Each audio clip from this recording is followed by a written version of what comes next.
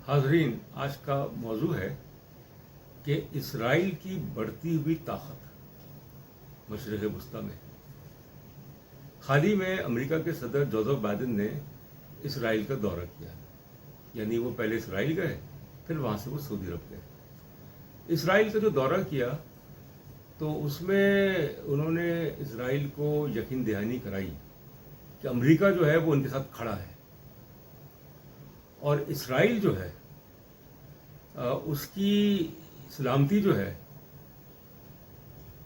वो जिम्मेदारी है अमेरिका की। अमेरिका ने एक अरसे तक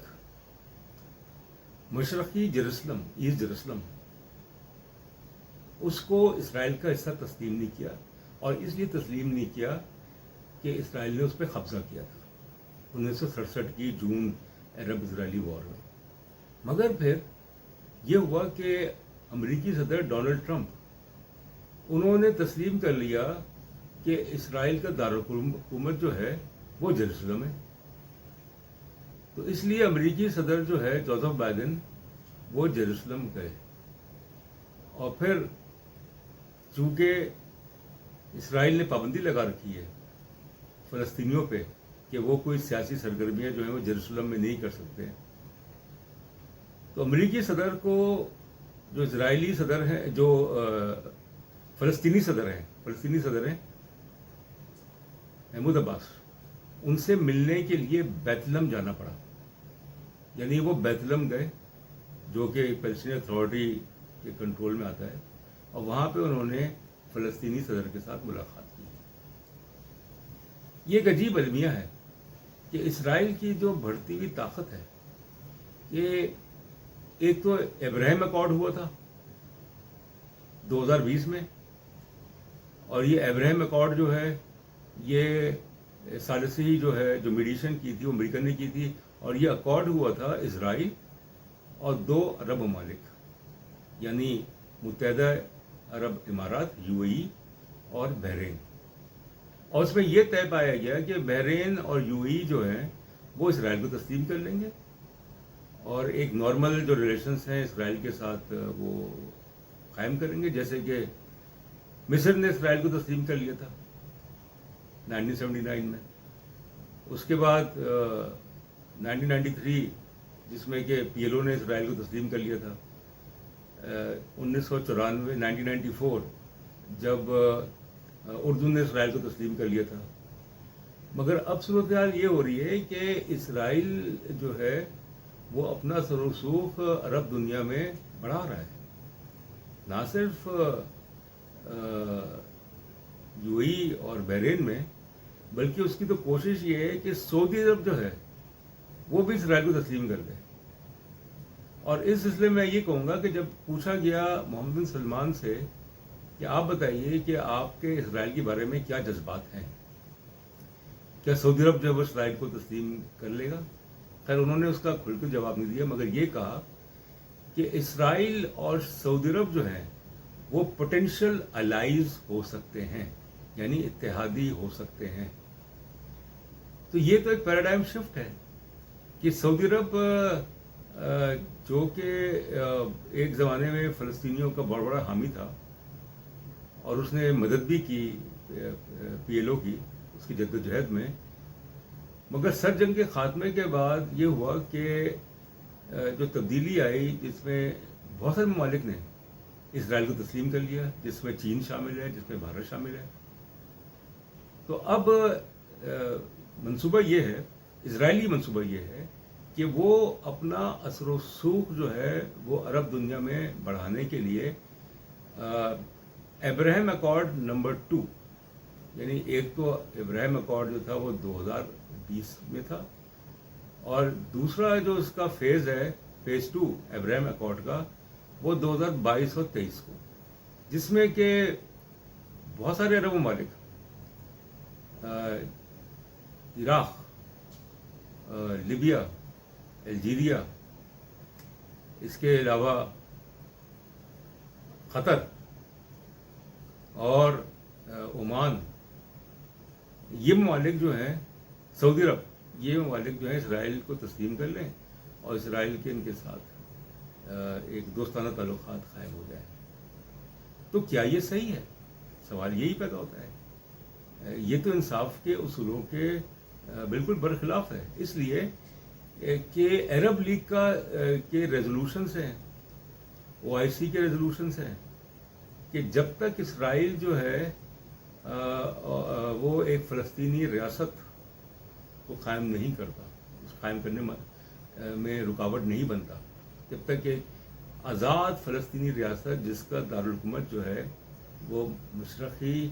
بیت المقدس میں ہو، ایسٹ جیروسلم میں ہو، اس وقت تک کوئی عرب ملک جو ہے وہ اسرائیل کو تسلیم نہیں کرے گا۔ مگر پہلی دراڑ جو ہے اس وقت پڑی جب مصر نے تسلیم کر لیا کیمپ ڈیوڈ کے بعد، ایجپشن اسرائیلی پیس ٹویٹی 1979۔ اس کے بعد جو اوسلو اکارڈز تھا جو کہ ثالثی ہی کروائی تھی امریکہ نے، تو 1993 سپٹمبر 13 کو ایک وائٹ ہاؤس میں تقریب ہوئی جس میں اسرائیلی پرائم منسٹر اسحاق رابن، PLO کے چیئرمین یاسر عرفات اور امریکی صدر بل کلنٹن جو ہے وہ ہینڈ شیک کروا رہے ہیں اسحاق رابن اور یاسر عرفات کے درمیان، کہ دونوں میں صلح ہو گئی۔ پھر اردو نے تسلیم کر لیا، اس کے بعد وہ معاملہ رک گیا۔ مگر پچھلے کچھ سالوں سے اسرائیل کی ایک کوشش ہے کہ جو اس کے عرب ہمسائے ہیں خاص طور پہ، اور اس کے علاوہ جو ڈسٹنٹ نیبرز ہیں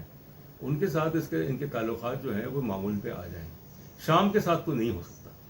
ممکن نہیں ہے، کیونکہ شام کی حکومت جو ہے وہ حزب اللہ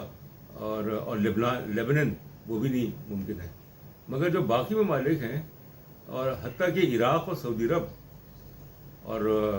عمان اور اس کے علاوہ قطر، یہ ممالک، سعودی عرب، یہ ممالک جو ہیں وہ اسرائیل کو تسلیم کر لیں، تو بات یہیں پہ نہیں رکے گی۔ پھر اسرائیل کی یہ بھی کوشش ہوگی کہ مسلم دنیا کے جو ممالک ہیں جنہوں نے اسے ابھی تک تسلیم نہیں کیا، جس میں پاکستان سر فہرست ہے، وہ بھی اسے تسلیم کر لیں۔ تو اس لیے میں یہ کہوں گا کہ اسرائیل کی توسیع پسندانہ جو پالیسیز ہیں، ان پالیسیز کو پش پنائی ہے، بالکل پش پنائی ہے امریکہ کی، اور ایک لفظ تک نہیں کہا امریکی صدر جوزف بائیڈن نے جب انہوں نے اسرائیل کا دورہ کیا، کہ جس طریقے سے ایک امریکن پیلسٹینین جرنلسٹ شیرین کو اسرائیلی فوج نے گولی مار کے ہلاک کر دیا جب وہ مغربی کنارے میں، جب وہ رپورٹنگ کر رہی تھی، ایک لفظ تک نہیں کہا۔ تو یہ ایک منافقت ہے، یہ ایک دوہرا معیار ہے، اور ظاہر ہے کہ اس کا اسرائیل جو ہے اس نے پورا فائدہ اٹھایا۔ وجہ یہ ہے کہ اسرائیل کیوں اتنا پر اعتماد ہے؟ اس لیے پر اعتماد ہے کیونکہ وہ سمجھتا ہے کہ اصل طاقت خطے میں، مشرق وسطی میں اس کے پاس ہے، اور اس لیے اس کے پاس ہے کہ وہ ایک واحد جوہری طاقت ہے۔ اسرائیل کے پاس 200 کے قریب ایٹمی ہتھیار ہیں۔ اسرائیل ایک ٹیکنالوجیکل طاقت ہے، ایک معاشی طاقت ہے۔ کوئی عرب ملک جو ہے وہ اسرائیل کا مقابلہ نہیں کر سکتا،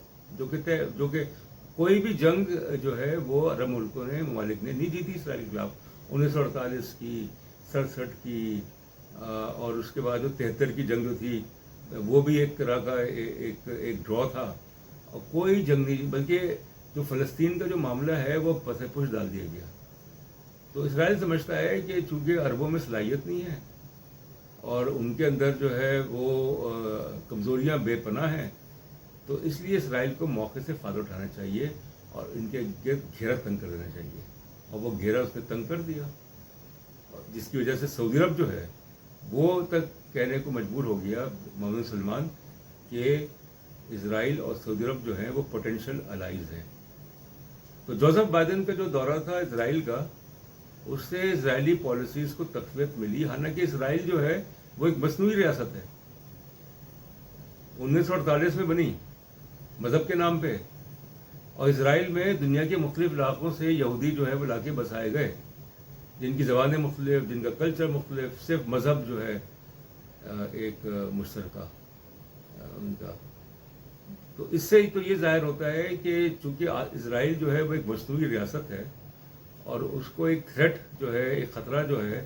فلسطین کی صورت میں، لبنان کی صورت میں، شام کی صورت میں جو ہے وہ ثابت کرنا ہے. تو اس لیے اور بھی ایران، خاص طور پہ ایران جو ہے کہ ایران جو ہے وہ اسرائیل کو تباہ کرنے کے در پہ ہے. ایران اگر جوہری طاقت بن گیا تو ان تمام چیزوں کو اسرائیل نے استعمال کیا، ایکسپلائٹ کیا. اور پھر امریکہ کی جو حمایت ہے وہ بھی اسی لیے ہے کہ اسرائیل جو ہے وہ ایک ایسی طاقت ہے جو کہ اپنے بلبوتے پہ، امریکہ کے بلبوتے پہ ٹھیک ہے، امریکہ کی مدد اس کو ہے، مگر بات یہ ہے کہ اسرائیل نے محنت بہت کی ہے. جو اسرائیلی نیشنلز ہیں، جو سٹیزنس ہیں، انہوں نے بڑی محنت کی ہے. اور جو اسرائیل کے اندر جس کو ہم کہہ سکتے ہیں کہ ایک سیکولر جو تشخص ہے اس کا وہ مجروح ہوا ہے کہ اسرائیل جو ہے وہ ایک جوئش اسٹیٹ بن گیا ہے، اور فلسطینیوں کے ساتھ جو اس کا سلوک ہے وہ ناقابل معافی ہے. مگر اس کے باوجود چونکہ وہ ایک ایسی قوم ہے، یعنی یہودی جو اسرائیل کے جو آفیشل جو ان کے وہ جو ریلیجس جو ریلیجن کہہ سکتے ہیں، تو وہ چونکہ ہر چیز میں آگے ہیں، سائنس میں، ٹیکنالوجی میں، تحقیق میں، معیشت میں، میڈیا میں، ہر چیز میں. تو اس لیے اسرائیل جو ہے وہ سمجھتا ہے کہ وہ انونسبل ہے، اسے کوئی نہیں ہرا سکتا. بہت شکریہ.